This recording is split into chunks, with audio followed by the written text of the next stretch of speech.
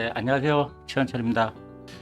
네, 지금부터는 이제 4차 산업혁명 시대에 뭐가 바뀌는지 설명을 좀 드릴게요. 뭐 인공지능, 로봇, 3D 프린터, 뭐 바이오, IoT, 뭐 블록체인 이런 미래 기술을 융합을 하는 겁니다. 기술들을 몇 개를 이렇게 섞는 거죠.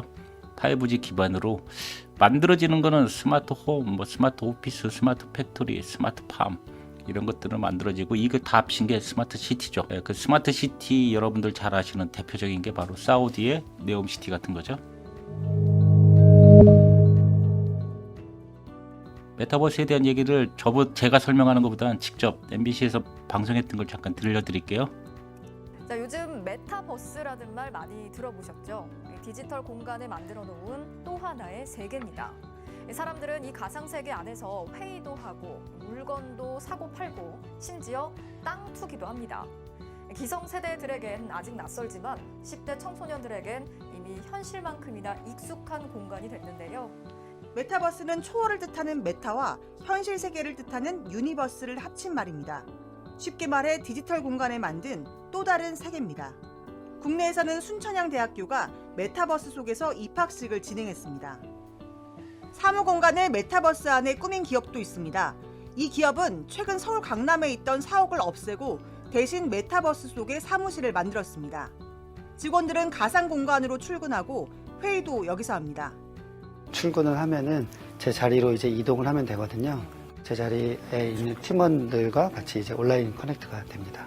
메타버스가 이렇게 현실 세계를 조금씩 대체하면서 기업들도 앞다퉈 메타버스로 진출하고 있습니다. 메타버스 속 명품 브랜드 매장을 들어가 볼까요? 이탈리아 피렌체에 있는 실제 매장을 그대로 옮겨놨습니다. 코로나19 때문에 피렌체에 갈 수는 없지만 메타버스에서라면 가능합니다. 쇼핑도 할 수 있습니다. 370만 원짜리 가방은 5천 원, 800만 원짜리 재킷과 원피스는 7천 원대에 살 수 있습니다. 메타버스를 특히 많이 이용하는 건 10대들입니다. 미래 고객인 10대들을 잡기 위해 기업들도 메타버스에 매장을 열고 있습니다. 푸마, 디즈니, 나이키 운동화는 벌써 500만 켤레가 팔렸습니다. 실제 세계보다 많습니다. 심지어 메타버스 속 한강공원에는 편의점도 문을 열 계획입니다. 신상품이나 새로운 서비스들에 대한 거부감 없이 접할 수 있다 보니까 그런 친숙도가 쌓이면 현실 세계에서도 이제 구매나 이용으로도 이어질 수 있다고 보고 있습니다. 메타버스에서는 물건을 살 때 가상화폐로 결제합니다. 플랫폼들은 저마다 자기만의 화폐를 만들었습니다. 국가가 돈을 찍어내듯 마음대로 가상화폐를 찍어낼 수 있습니다. 심지어 땅 투기도 합니다. 지구를 잘게 쪼개 땅을 사고 팔 수 있는 메타버스 플랫폼. 3만 원에 팔린 프랑스 에펠탑은 지금 170만 원이 됐습니다. 한국인들의 땅 투기는 여기서도 강력합니다. 한국의 땅값은 미국에 이어 세계 2위. 6만 원에 중국인에게 팔린 청와대 땅은 몇 달 사이 1,500만 원까지 올랐습니다. 메타버스는 가상세계죠. 디지털 트윈, 우리가 살고 있는 현재 세계를 똑같이 만들어 놓는데 거기에 추가로 메타버스 이렇게 건물이나 이런 거를 만들어 놓을 수가 있죠. 그러면 사람들이 아까 방문을 하죠. 전 세계 사람들이 누가 멋진 건물을 여기다 올려놓냐에 따라서 얼마나 많은 사람이 접속하냐. 그래서 지금 보시는 것들이 바로 메타버스 건축물들입니다. 그래서 멋진 건물을 만들어 놓으면은 접속자가 굉장히 빠른 속도로 늘어나는데 아까 메타버스에서 땅을 살 수 있다고 그랬죠. 그 땅값이 엄청나게 올라가겠죠. 지금 이런 기존에 있는 도시에다가 메타버스 건물을 입혀놓은 사례입니다. 지금 여러분들 들어가 보셨나 모르겠는데 서울이 세계 최초로 메타버스 서울 오픈을 했습니다. 등기부 등본이나 이런 거 여기서 다 뗄 수 있고요. 혹시 못 보신 분을 위해서 제가 조금만 샘플을 보여드릴게요. 이게 그 메타버스 서울 타임지의 최고의 발명품으로 소개됐다며? 여기는 서울의 신대도 메타버스 서울입니다.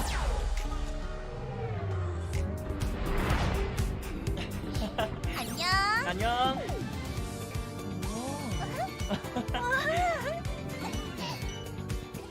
그녀가 누군진 모르지만 멋진 여자 같군.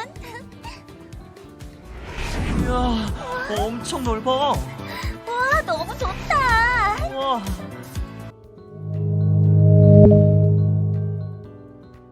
그래서 아까 스마트 시티가 최종적인 목표라고 그랬는데 뭐 여러분들 잘 아시겠지만 지금 우리나라도 하고는 있죠. 현대차는 이제 싱가포르에 만들겠다고 이제 발표를 했고요. 이게 네옴시티인데 잠깐만 볼게요.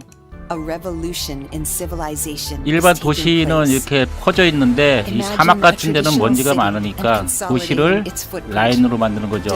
폭 200m에 길이 170km 라인. 그래서 170km면 서울에서 강릉 정도 되는 거리고요. 지금 보시는 이 도시의 높이는 500m입니다. 쉽게 말해서 잠실 롯데타워만한 170km고요. 폭이 200m. 그 안에서 모든 걸 하는 거죠. 결국은 이게 바로 사우디의 네옴시티고, 지난번에 왕이 왔을 때 우리나라 대통령도 대한민국 건설회사들이 이런 걸 제일 잘 만든다고 엄청나게 홍보를 하셨죠. 실제로 우리나라 건설회사가 세계 최고는 맞습니다. 단지 한국에 좀 볼만한 게 별로 없죠. 그래서 지금 보신 게 네옴시티고요. 그 다음에 우리나라가 이제 다른 나라보다 이런 아파트, 스마트홈 같은 게 굉장히 빨리 발전하고 있습니다. 그러니까 인공지능 아파트. 샘플 잠깐만 보여드릴게요. 이거는 LH에서 보고서가 나온 건데, 이 아파트 안에 각종 인공 시스템, 드론부터 별게 다 있습니다. 첨단, VR이라든가 건강 체크 이런 것들. 네, 이렇게 눈으로 보면 이해가 안 가니까 영상으로 볼게요. 이렇게 생긴 게 이제 미래 아파트고요. 스마트홈이라는 겁니다. 확실히 좀 다르죠? 집이 잊고 있던 결혼기념일을 챙겨주고, 아내의 취향에 맞춰 쇼핑을 도와주고, 쓴 만큼만 정확히 물과 전기를 계산하고 쓰임새에 따라 공간까지 바꿔주는 집. 집이 외부 침입 걱정 없이 아이를 지켜주고, 건강 상태를 체크해 보호자에게 알려주고, 공기질을 분석해 스스로 공기를 정화하고 온도까지 조절해주는 집. 아까 그 메타버스 설명할 때 전 직원이 집에서 메타버스 근무한다고 그랬죠? 직방이라는 회사입니다. 강남에 사무실 다 없애고요. 전 직원이 메타버스 근무합니다. 그래서 요 로그인 해가지고 여기로 들어가서 요 건물에 이렇게 내 아바타를 이렇게 가다가 여기로 9시 반에 이렇게 들어가면은 출근한 게 다 보이죠.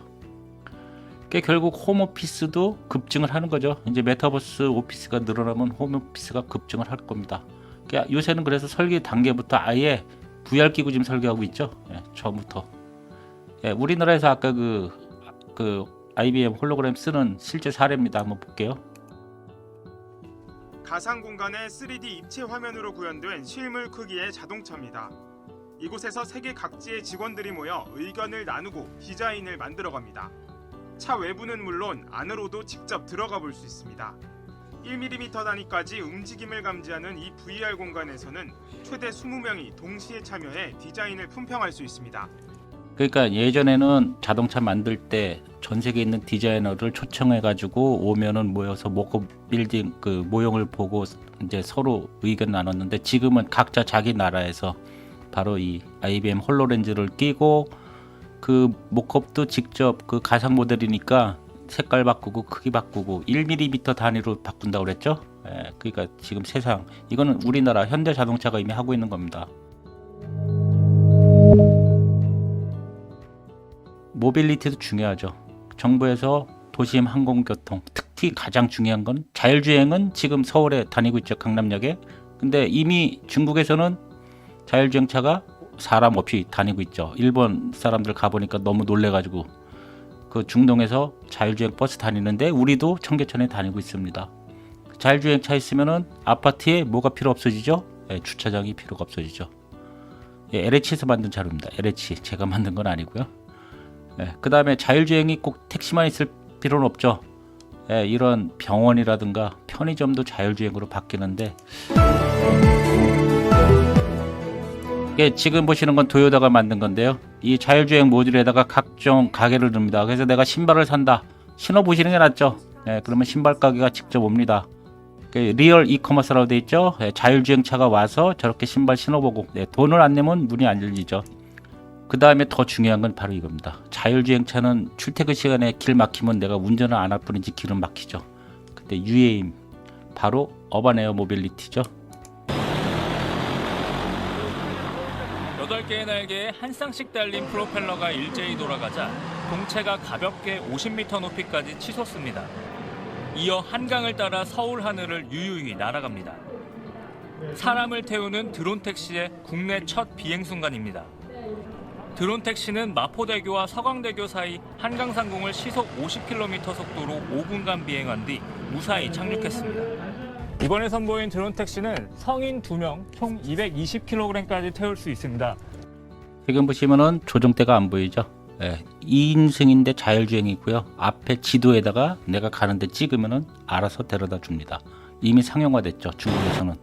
이겁니다. 지금 팔고 있고요. 여러분도 살 수는 있습니다. 다만 우리나라의 길이 지금 아직 2025년부터 다닐 수 있기 때문에 가격은 지금 3억인데 굉장히 빠른 속도로 떨어지고 있죠. 한 1억 정도까지 떨어질 걸로 보입니다. 이렇게 중국에서는 이미 의료나 소방에 쓰고 있고요.